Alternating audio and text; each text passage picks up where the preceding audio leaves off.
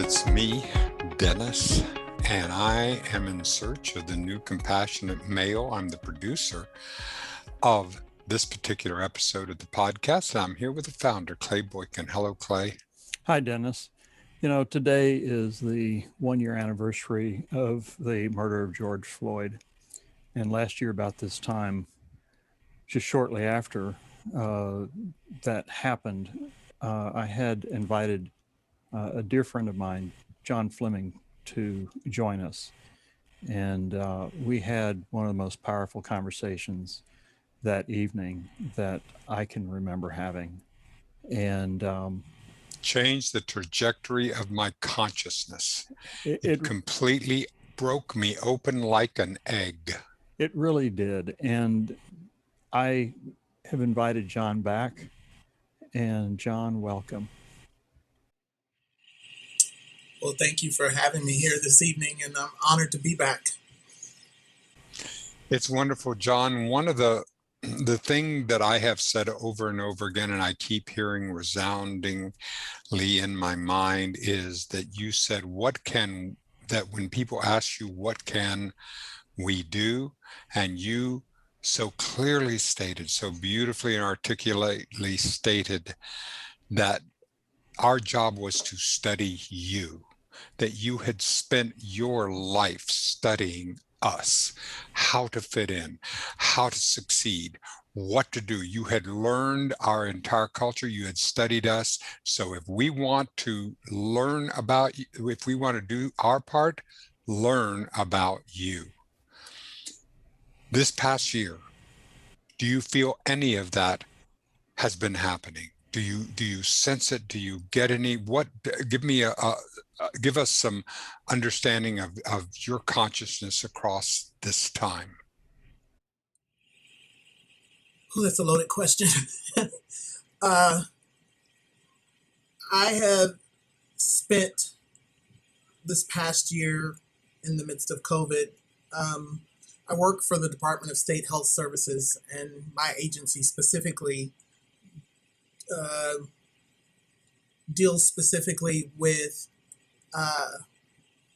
the public and how we are responding to this pandemic. And so I spent a lot of time in quiet observation of the community around me, the people around me, and just observing people's reaction to the idea of a pandemic. And then I had my own reaction. Initially was kind of anxiety and fear because I'd never experienced a pandemic before. Heard a lot about it, but had never been through one. And I was really shocked and surprised that it had been 100 years since we had actually had a pandemic globally, which I thought was interesting yet odd in a lot of ways. And then what happened next really just kind of knocked me on my ass with the situation with George Floyd. Took my breath away, really affected me on a soul level, because the big question in my mind was, what is happening right now? That the whole world saw that the whole world was literally protesting. And I was just doing my best to stay grounded as I was witnessing different countries come out of their houses and literally protesting what had happened to this man. And I was deeply moved by what I saw, because for the first time for myself, I was seeing humanity respond as a collective to say no to what just happened. It was very clear that the collective was not accepting what we just saw, and that the response could no longer be what it had been in the past. I think back to the many different riots, Rodney King, Yeah. and what happened after that. But this was on a whole nother level. And God bless and God rest his soul, Rodney King. But this was something that we individually and collectively had to deal with now because the whole world saw it and we could not unsee that. And I got so many questions. What do we do? What do we say? What is my response supposed to be? How do we? And I was kind of like, I got nothing for you because what you're feeling and experiencing is what so many of us African American people of color have experienced since birth. You now get a glimpse of what it must be like since birth to be chased, hunted, shot at, discriminated against, not seen, not heard, to not be valuable,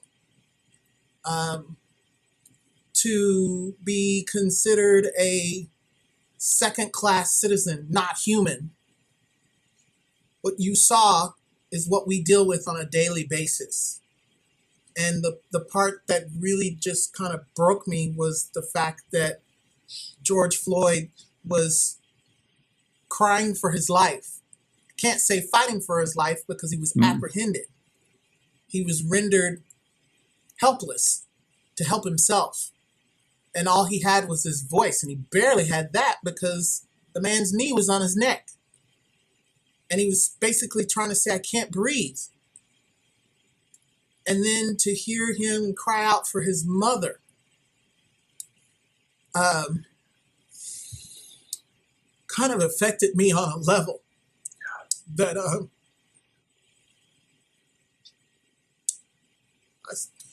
still to this day can't comprehend.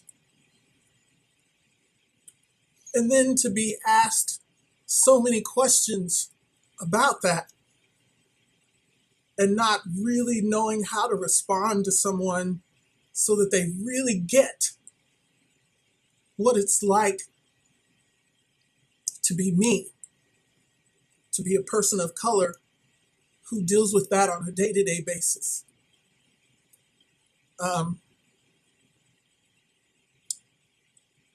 I still deal with the thought of that incident every day. It's deeply disturbing, unimaginable, and at the same time, it forces us all to have to deal with our humanity. That another human being could do this to another human being without any regard for life itself.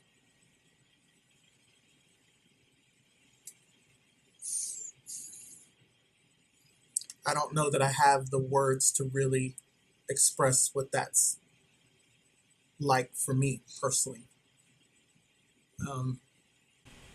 Do you have a sense, John, that the society as a whole, that we're going through this process, this reckoning, this opportunity to be more open-hearted and more understanding in an empathetic way, or in a sense that we're learning, and that something is happening, that something is shifting?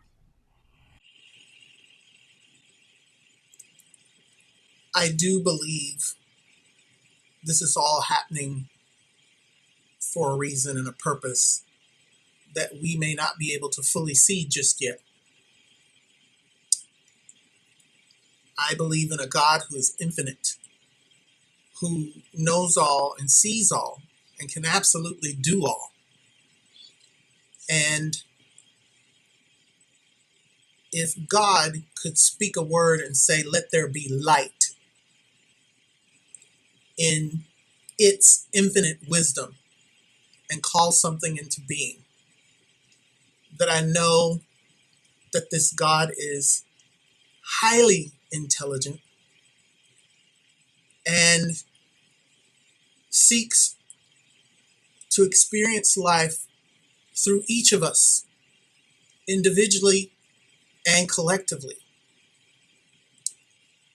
But what kind of a God could create a microscopic virus, the cutest little thing you ever did see, nasty as hell, that brought the entire world to a screeching halt, where time seemingly came to a complete standstill, where we had to take a time out from the business of day-to-day jobs, from having to be this, be that, do this, do that, where we have individual lives to live, where we had to literally stop and kind of go to your room. Mm-hmm. And no, you can't come out. No, you can't go to the movie, can't go to the football game, can't go celebrate a birthday, can't go be with your boo, can't go be with grandma, can't go to Disney, can't go to France, can't go here, can't go there. You go to your room and sit there And think about it. and think about how you've been to yourselves and how you've been to each other. And what I found ironic about all of that was the fact that you heard people complaining not having enough time to go on this vacation, not having enough time to spend with their kids, not having enough time to spend with family, and yet here you are being given this opportunity literally on a silver platter. Well, you asked for it, so here you go. And in the midst of all of that, we have this situation where a man is killed by law enforcement, which has been an ongoing conversation throughout the fabric of our society here in the United States about the disparate treatment of people of color where law enforcement is concerned. And we watched a man die at the hand of a law enforcement officer, a white man. And people began having conversations about what they saw, what they felt when they saw it, what they're feeling around witnessing that, and seeing for themselves for the very first time what that looked like, what it must have felt like watching life leave a human being at the hands of another human being in a rather murderous and unjust way. Excuse my friend, shit got real for a lot of people. Yes. And it woke people up because now they were feeling an inkling of something that others in their life they've witnessed experiencing, and now they were having to come to terms with that. And they didn't know how to deal with that. And so when people come to me asking me questions, well, what do I say? What do I do? How do I handle? How do I deal with that? What are we going to do? What am I supposed to do? Oh, John, your impression of me is uncanny. Thank you. Very nice. That was a Yeah. Yeah, you nailed us. You nailed it. You got it. You got it right. Perfect. Well, and I had to catch myself when I would open my mouth to respond to these individuals because many of them, the majority of them were white. Yeah. And I had to catch myself because the words of my mother came flooding back to me. Uh, you're not always right. And sometimes you don't see yourself as others see you. And my mom is my moral compass, you know. And I had to really check myself before I would speak to someone and make sure that what I was saying wasn't too harsh, that it turned them off to what I had to say. Because what I was wanting to say to them was, you know, I genuinely don't have an answer for you in that, because this is work that I've been doing all of my life. It is what my parents raised me to be aware of, what many African American people of color parents who've had to raise children in this society that tolerates that, that would allow that to happen, that even happened. What you would think is unthinkable and unimaginable is happening on a consistent basis with regularity. And it's not being addressed in a way that roots it out so that no one would ever think or imagine of doing something like that to anyone else ever again. And so I wanted to be clear with the fact that I got nothing for you, because the truth of the matter is the fact that you have to ask me that question says to me you have a hell of a lot of work to do in your life around stuff that you have basically chosen not to see, not to deal with, not to acknowledge within yourself, not to acknowledge about someone else, and daring to have that conversation so that you can get an education about what's going on in your world. You can't live in a bubble anymore.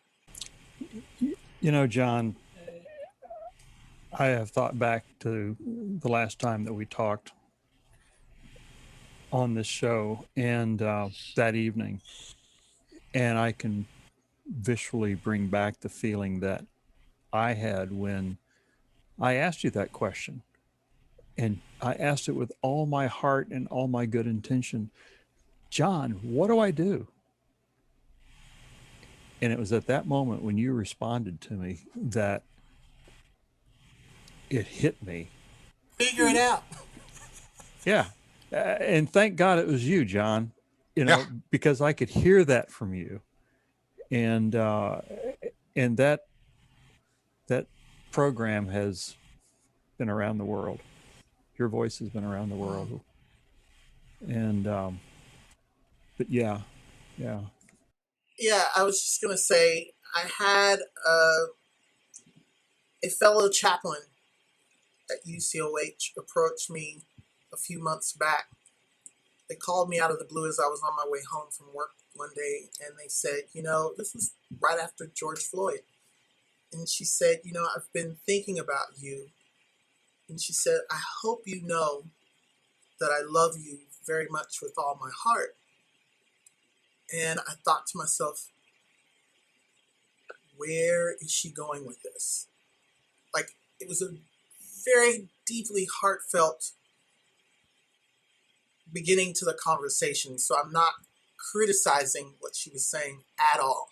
Mm-hmm. But I felt like there's something she's wanting to say. And this individual finally just said, she goes, I got to be honest with you. She says, I feel uncomfortable approaching you on this. But she says, if there's one person that I know that I can talk to about this, she said, I know it's you.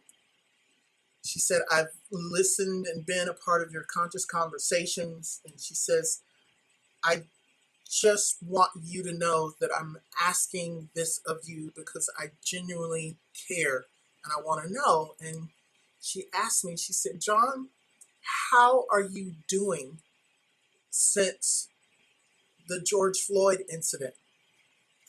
And she said, John, I'm asking this because I really want to know. She says, I've thought a lot about things that I've heard you say in response to what effect this has had on you. But she says, as a fellow chaplain and your sister and your friend, I genuinely care and I want to know. And I just melted because this individual I knew and I loved so deeply and so very much, and she's been a constant friend to me.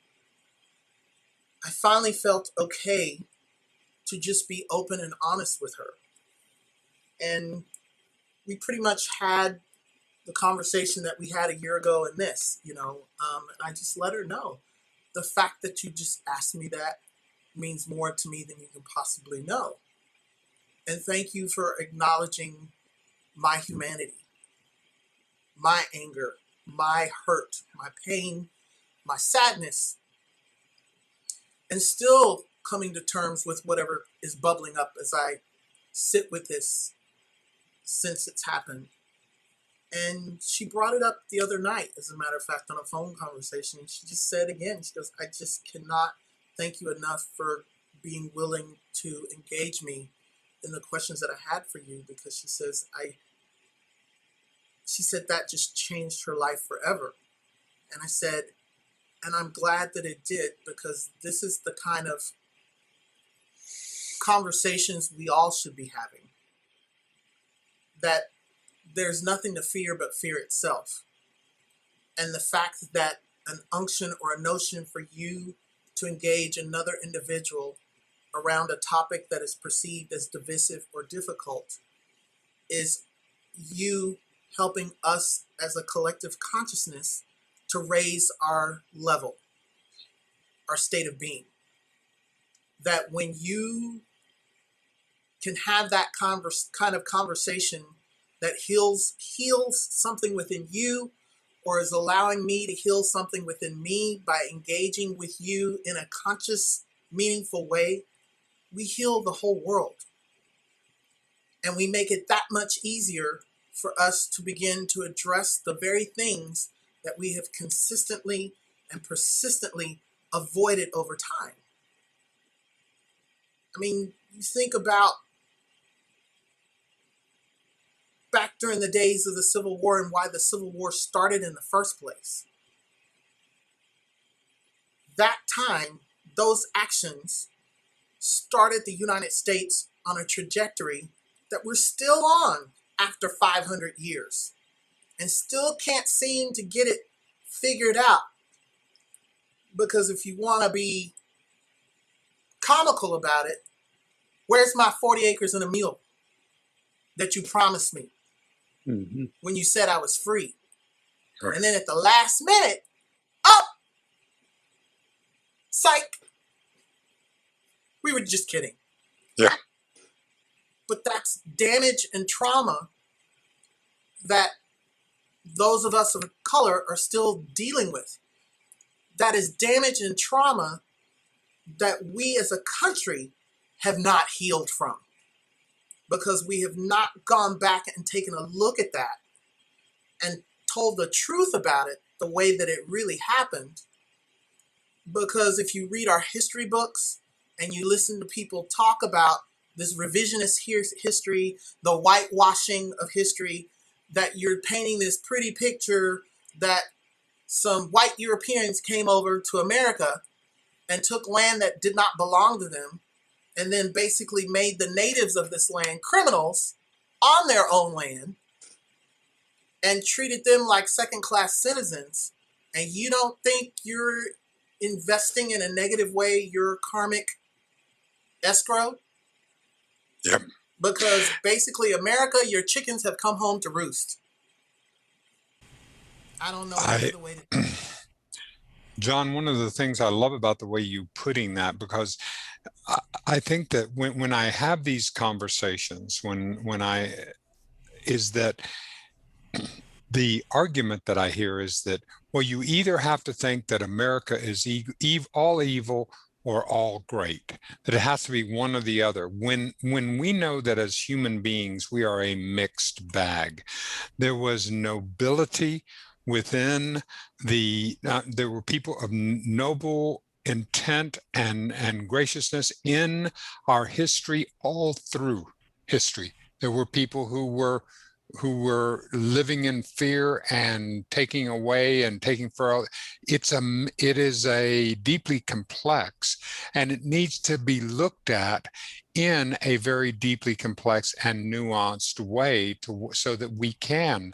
But the only thing that it cannot be is covered up and ignored and said that the history that happened really didn't happen, and we really don't need to take a look at it. Well, and thank you for saying that, because what comes to my mind as I listen to you say that is, in order for you to accept what is, you're going to have to want to understand. And in order for you to want to understand, you're going to have to own some things about yourself that maybe you can't see, or unwilling to see, or unable to see. Because when I listen to that argument from the people who present that to me, I first have to talk about their privilege. You talk Amen. about nobility. Nobility came over here, but let's not get it twisted. You're still you're still of the nobility. Thank you. You Thank you. Which still is an had entirely a different, exactly. you still have a mindset and a culture that you just left, saying that you couldn't tolerate the way that was. But what you did was you came right over here and did exactly what you said you didn't want to do, didn't want to deal with, didn't want to be like anymore. You know, a leopard can't change its spots. But if you're expecting real change, you have to be that change. That change has to start with you. And in order to make that change, you have to be honest with yourself about some things that, let's just say, you don't want to see, you cannot see, you're unable to see. It's unconscious to you. And when somebody's trying to help you to get that, you get offended when they're genuinely trying to help you see a different perspective. You have to be open and receptive to other people's truth. And sometimes I just have to get real honest with people and say, here's my experience of you. And I'm going to cut it to you straight. And I'll tell you what it's like being around a bunch of white people and being the only black person in the room. And we're having an open conversation about a topic that for me is rather galvanizing. And then I point that fact out to you, and you want to get all upset at me because I'm just telling you my truth. Yeah. I listen to your truth all the time. I don't argue with you.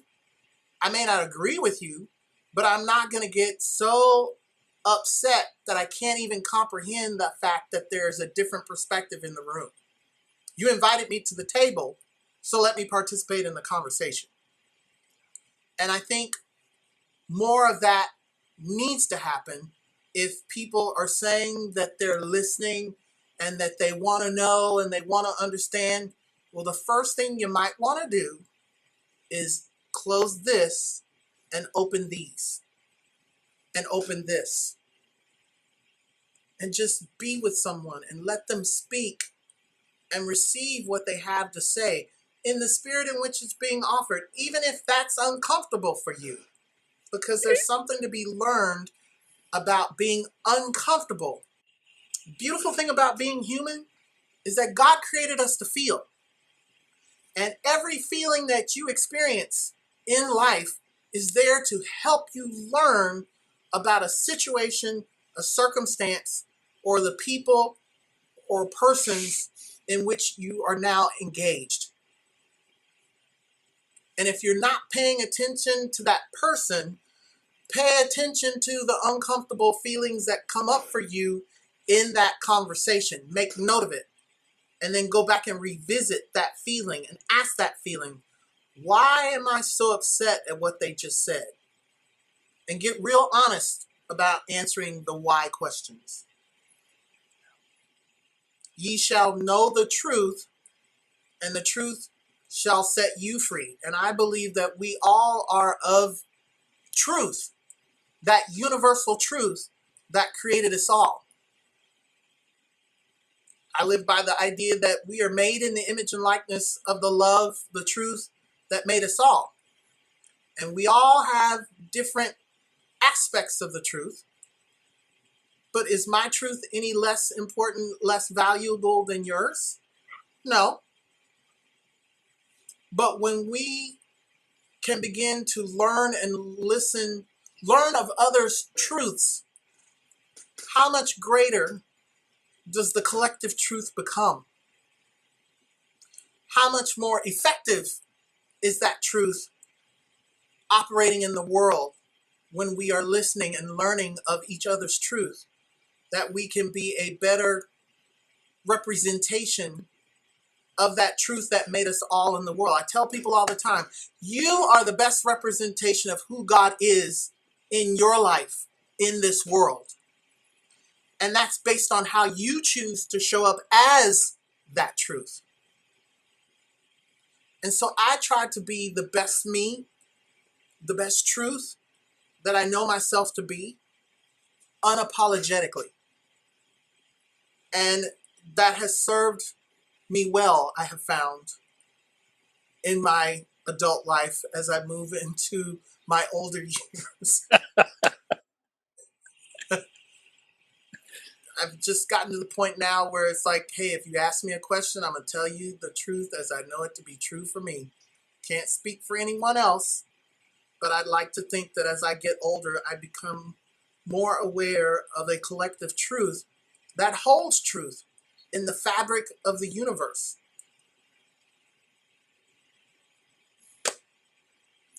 That's all I got for you. You know, John, one of the first things that came out of my mouth when I was getting some emotion coming at me was, well, now just calm down.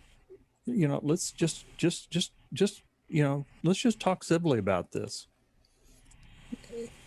Later to learn a term I never knew before. Tone policing. Huh. And so that's where I started.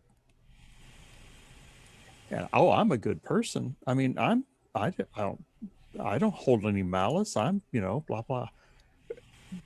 But to find myself learning such basic things as that, and to be able to process and have that, to begin to do that study for things like that to surface.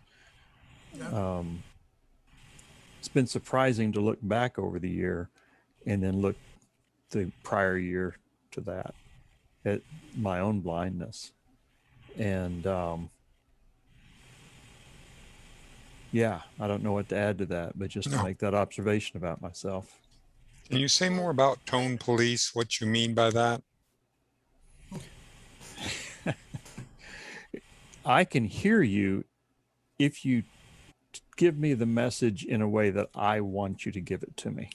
Ah, thank Now, you. that's just, I'll hear you. That doesn't mean anything about me agreeing with you or dialoguing with you, but no. You've got to wrap it in this package this way and give it to me this way for me to just hear you.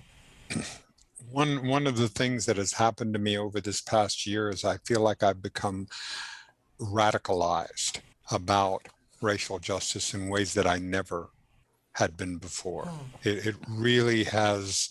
I've studied Zora Hurston Neal, Neil Hurston, and really worked into my studies and learning and really attempting to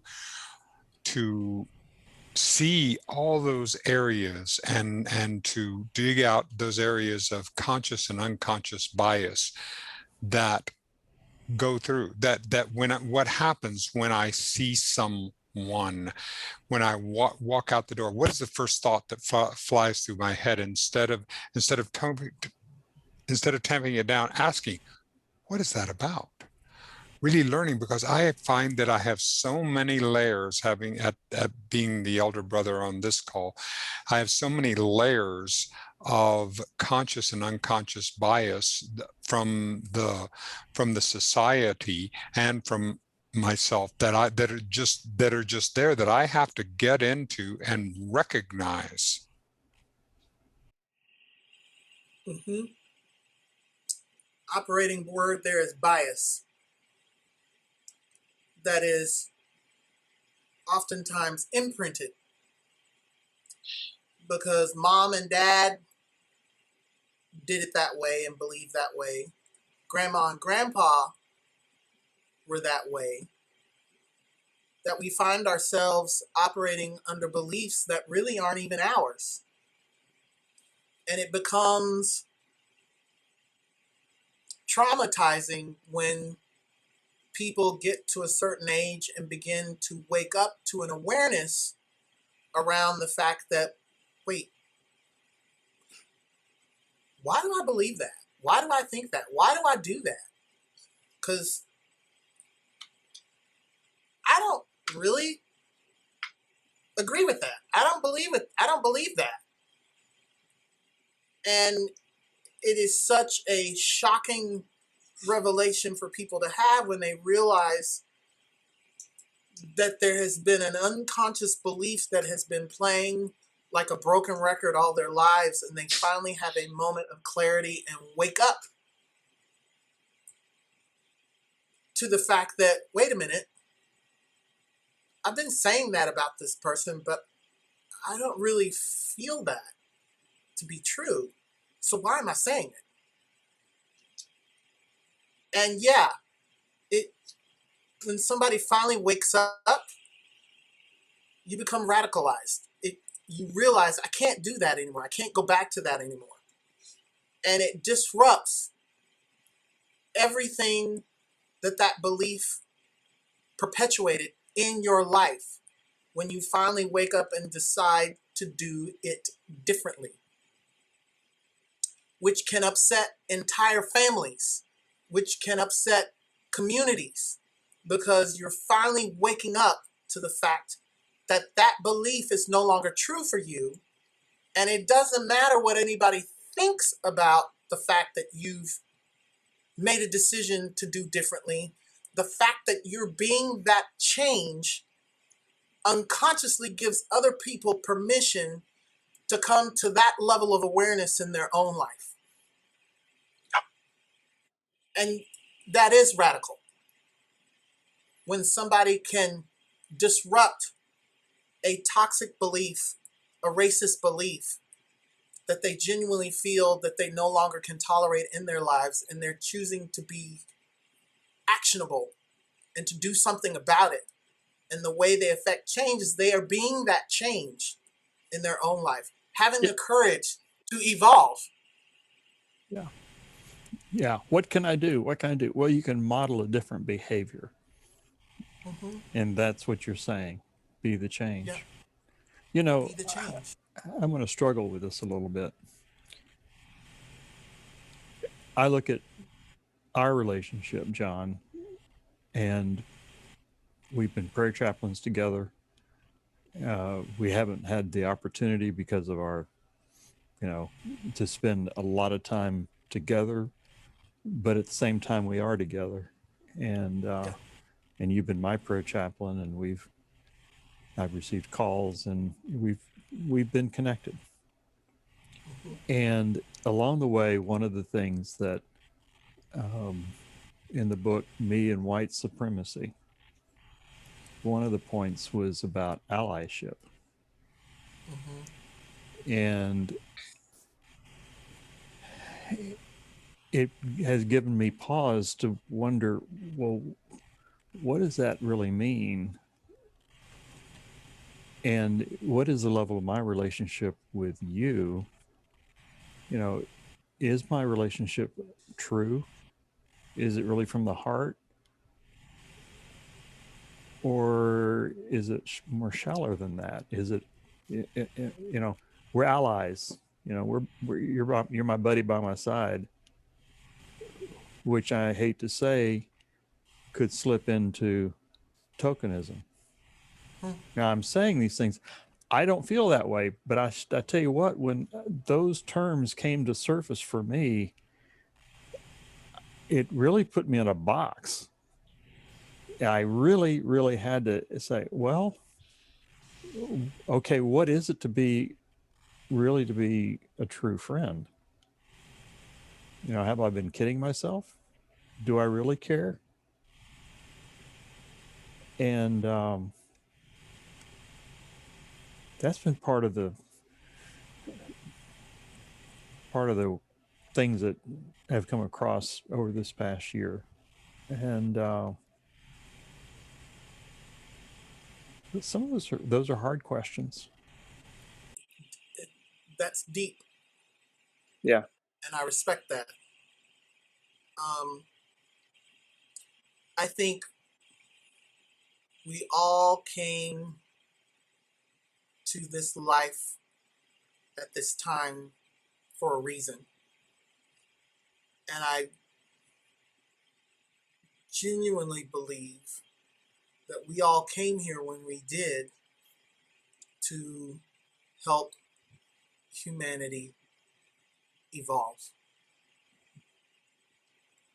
I don't feel that anything has happened by accident or happenstance or by coincidence. That I hear the term, we're living in some interesting times. Well, I'm sure a lot of people could say that. And I think we, in particular, can say that, given what we have witnessed in the last couple of decades. I still think about when Barack Obama got elected president the first time. And I just kept thinking in the back of my mind, well, we've seen this before and we know how this is going to turn out. And I happened to be at a watch party of the election returns at a friend down in South Austin, and I was the only black person in the room. And when they called the election and announced that Barack Obama would be the next president of the United States, I had to sit down because it was like the energy in my legs had just completely left me, because something that I didn't think would happen or could happen in my lifetime just did. And I remember sitting down on a sofa and I had my face in my hands because I was sobbing uncontrollably. And then after a couple of minutes, I kind of gathered myself and the room was silent. And I kind of lifted my head out of my hands and the entire room had turned around and they were staring at me. I guess reacting to my emotion. And as I was listening to you talk, Clay, there's so many occasions where someone is just expressing their truth energetically with their words. And then they get told, don't be so angry. Why are you so angry? Why are you upset? That in and of itself is dismissive. Yeah. And I get really charged when I witness that happen, because my whole thought is, as a human being, if I am created to feel, don't tell me to not feel that when I'm already feeling it. And it's not rocket science to even understand why I might feel that way, even if the reason why I feel that way you don't agree with. Which is why I was saying the last time we had this conversation, all my life I've had to study you all. Studied you as pilgrims, as presidents, as explorers, as the creators of this and that who've done so much. And all I'm asking you in this instance is to study me and what my life is like and what my life must be about. Because if you can't learn about me, how much more ignorant are you about yourselves? And so to know that you've taken time to think on these things, Clay, and to have these types of conversations within yourself says to me that there's nothing fake about the relationship that you and I have. Because I know that you, sir, are a conscious individual, that you are willing to look beyond what you've been previously taught or unassumingly misled to believe about yourself, to consider that you have a capacity to seek to learn and understand about those that you perceive as other, and that what you have to learn from those that you perceive as other is relevant. Yeah. It is important, and that you are using your privilege and the platform that you have created of yourself as a way to reach other people, to awaken them to that capacity within themselves. And I cannot thank you enough for the work that I've been witnessing the both of you do around what it means to be a man, a compassionate male. Compassion, I think, speaks to the idea of empathy. And empathy to me says that I, John Fleming, am willing to identify in you, Dennis, in you, Clay, the pain within you, within myself. That means I can no longer be passive in my awareness of your experience of life. That as a conscious human being, if I witness you in pain, that I, on some level, must identify with that pain so that I might understand you better and may understand what's going on with you, that I will know how to show up as another human being in support of you. That activates my awareness of what I have within me to help you when you're in pain. Yeah. Take that That step. I can no longer sit by and Yeah. can no longer sit by and see a police officer with his knee on someone's neck and not call that officer out on that. Yeah. Yeah. To take that awareness, to take that feeling, to be able to, as you described it, to take empathy and move that empathy into action, or to move it into compassion. Yeah. Yes. Let me try something. Yeah. Let me try something. I want to try and describe in part of what I've been learning over this year. It's given me I don't want to say a freedom. It's given me the ability to step into conversations at a bit higher level. Yeah, higher level to go deeper,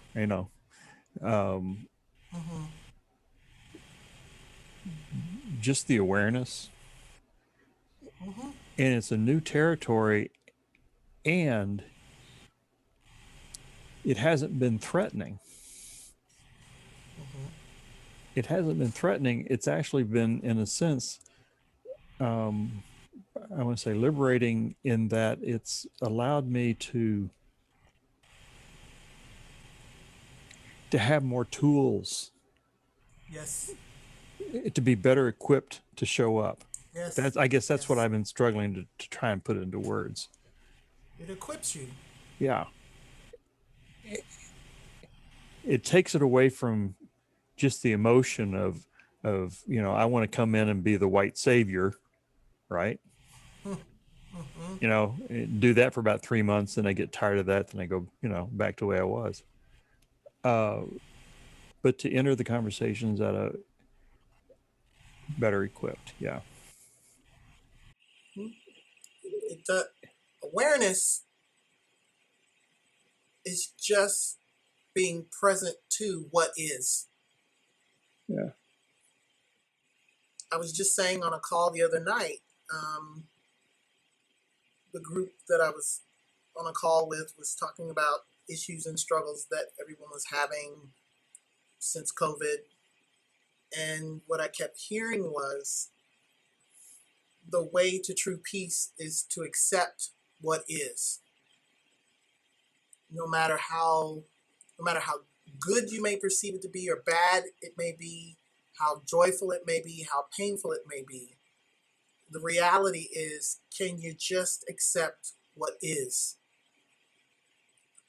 To not fight against it, not rail against it, not resist it, but just to acknowledge the truth about something in its present state, in its present moment.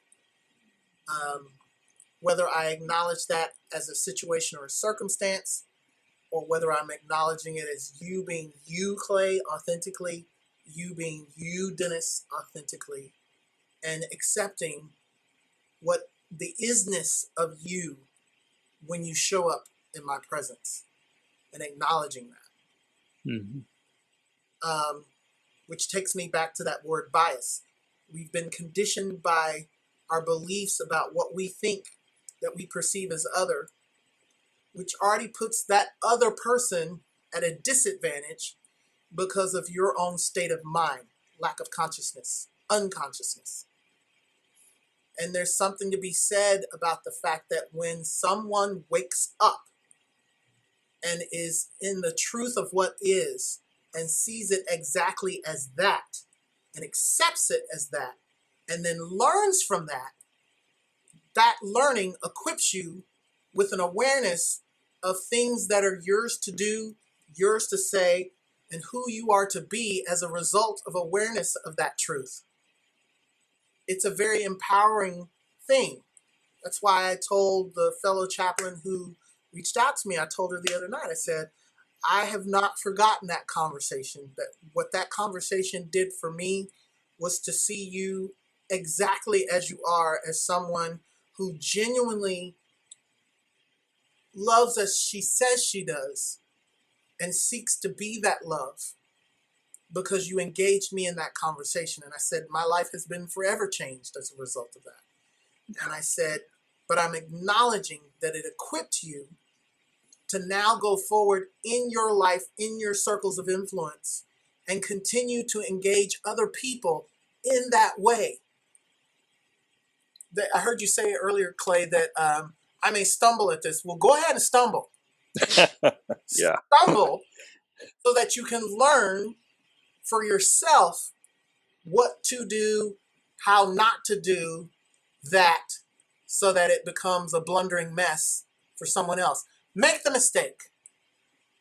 Make the mistake at attempting to do what you feel is in your what is now in your toolbox of life because of your awareness. And you're finally taking the opportunity to use this tool I've never used before.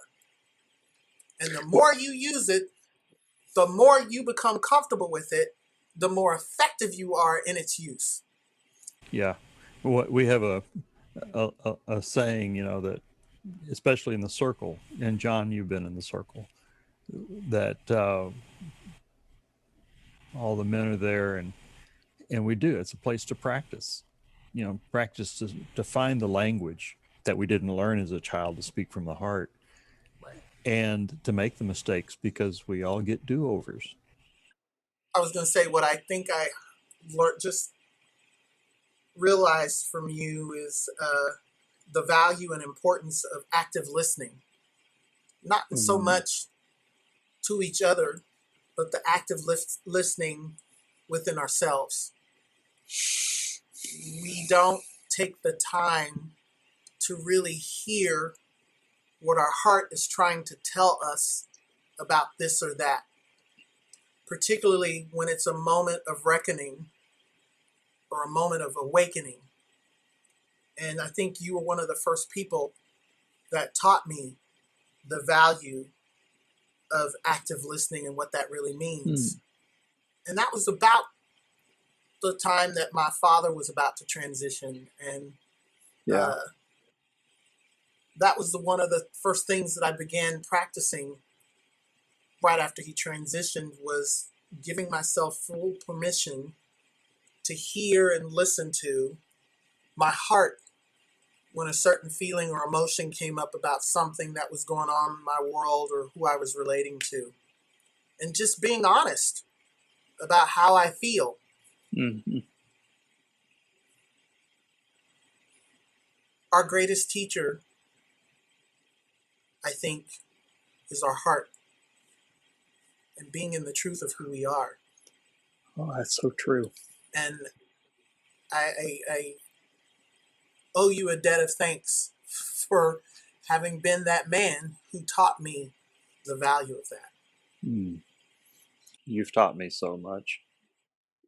Dennis, Yes. are you ready to bring us home? Yes, sir. John Fleming, as always, it's a pleasure to get to another level of learning about you and learning about me and learning about Clay. Once again, here on Being in Search of the New Compassionate Male, it is a pleasure to have had this opportunity to spend this time with both of you. And for everyone out there, we will see you again next time.